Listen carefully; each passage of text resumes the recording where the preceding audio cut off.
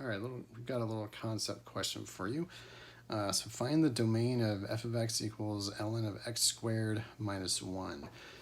So earlier when we were evaluating them, we said that we couldn't have a negative in the log or 0. They always had to be positive.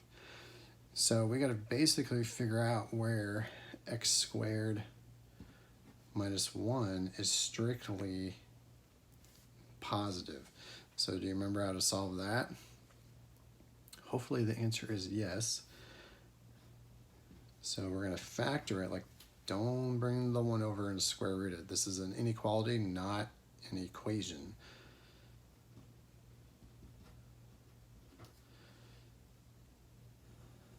So remember we did that number line thing, you stuck the zeros on it. Then you chose some test numbers, so like -2, 0, and 2, and then you tested them in your inequality. So the -2, we have a negative and a negative, makes a positive. The 0, negative and positive, so negative. And the 2 gives us a positive. And we want the positives because it's greater than 0. So that would mean it's from negative infinity to -1. And then 1 to infinity.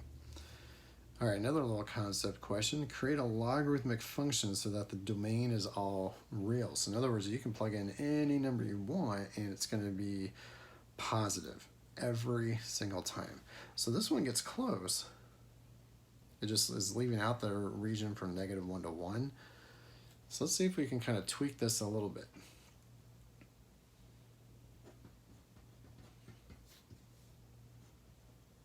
So the x squared, if we just had that, you can plug any number you want in for x, and if you squared it, it's always going to be positive, except for one number. If you square 0, that's no longer positive, it's just 0. So let's adjust it a little bit. So instead of putting a -1 there, let's put a +1. So now you have a square, which is positive, plus 1, which is always going to be positive. So here's one where the domain is all reals. You could adjust this any way you want. You could go plus whatever number you wanted to, and the answer would, or the domain would be all reals. All right, now let's get into solving an equation with logarithms. Okay, so step number 1 is you want to change the equation to exponential form.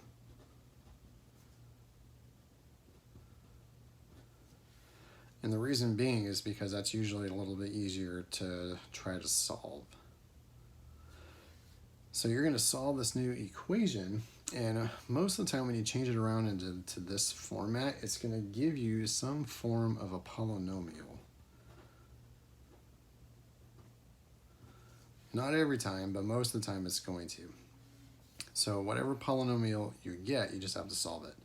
And then once you solve it, check for extraneous solutions. So why do we do this? Well, that's because the domain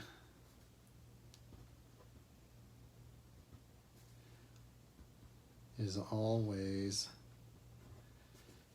governed by the original function.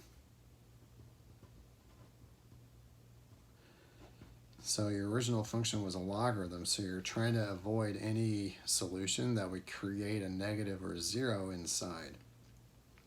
So if you get one of those, then you just got to toss it out. Okay, so let's go ahead and start solving these things, and then we'll check for those extraneous solutions. Okay, so change this around to exponential. So that would be 4x plus 5, so the inside is on its own. On the other side is going to be the base to the 2, so 7 squared. So 4x plus 5 plus 5 equals 49. So if you solve for x, that's going to give you 11. So all you need to do when you check for these, just take your solution, plug it back in for x, and see if you get a positive number inside of the log. If you do, then you can keep it. If you get a 0 or a negative, then you got to toss that solution out. So this one we can go ahead and keep. If I plug a positive 11 in there, I get a positive result. So it's a quick check. It doesn't have to be too difficult. All right, let's go ahead and switch these around again. So x plus 5 equals 4 to the negative 1.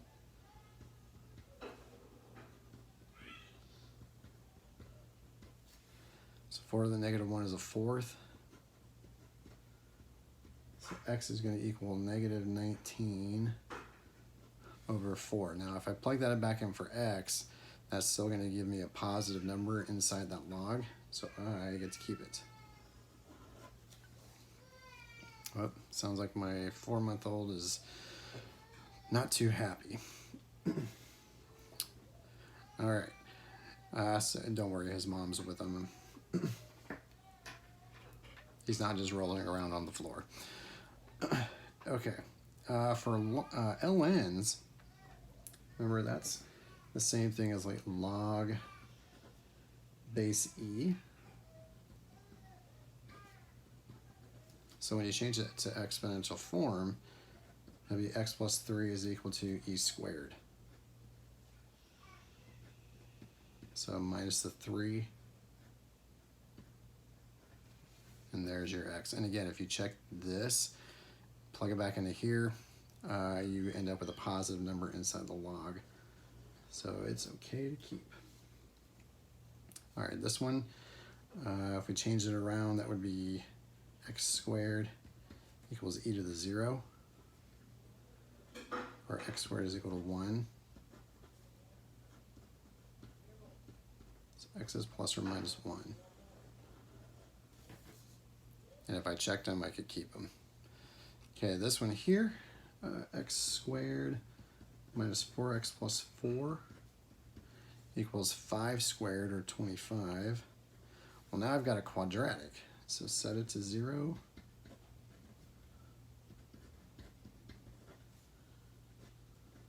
Factor it.